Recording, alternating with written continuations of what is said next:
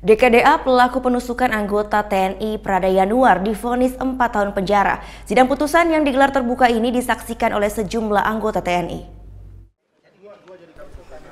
Kamis siang kemarin, Pengadilan Negeri Denpasar menggelar sidang putusan terhadap 4 pelaku di bawah umur yang melakukan pengeroyokan dan penganiayaan terhadap anggota TNI Prada Yanuar dan Johari, satu korban yang mengalami luka-luka. Hakim Ketua Sidang kasus penganiayaan dan pengeroyokan anggota TNI Prada Yanuar menjatuhkan vonis pidana 4 tahun penjara terhadap terdakwa DKDA. Terdakwa terbukti telah menghilangkan nyawa korban Prada Yanuar Setiawan. Vonis ini lebih ringan dibanding tuntutan jaksa yang menuntut 5 tahun 6 bulan penjara. Terkait vonis tersebut, kuasa hukum terdakwa mengatakan masih proses pikir-pikir. Ada waktu 7 hari bagi kami untuk menentukan sikap. Jadi pertimbangan untuk mengambil sikap pikir-pikir ini adalah agar cukup waktu bagi kami untuk berdiskusi juga dengan pihak keluarganya, kemudian mempertimbangkan segala sesuatu untuk kepentingan terbaik untuk anak, sehingga kami mengambil sikap untuk pikir-pikir. Berbeda dengan sidang sebelumnya, sidang putusan ini terbuka untuk umum. Sidang juga disaksikan oleh sejumlah anggota TNI.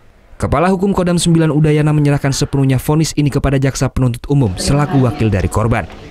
Seperti yang kita dengar bersama, jaksa penuntut umum akan berpikir-pikir, dikasih waktu 7 hari.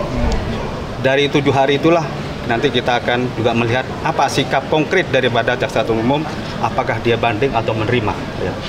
Jadi kita sudah proses hukum ini sudah saya serahkan kepada jaksa penuntut umum sebagai yang mewakili dari korban. Sementara pelaku pengeroyokan dan penganiayaan lainnya, CI divonis dengan 2 berkas yang berbeda. Untuk TKP 1, CI divonis 1 tahun 6 bulan, sedangkan TKP 2 divonis 2 tahun penjara.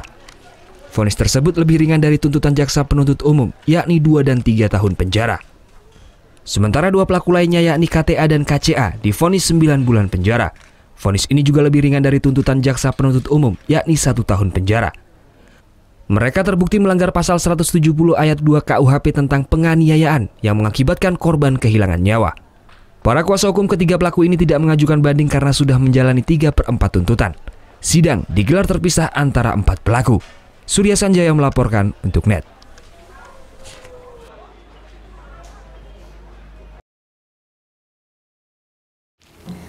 Udah selesai kan nontonnya? Nah, jadi jangan lupa buat like, komen, dan subscribe ya.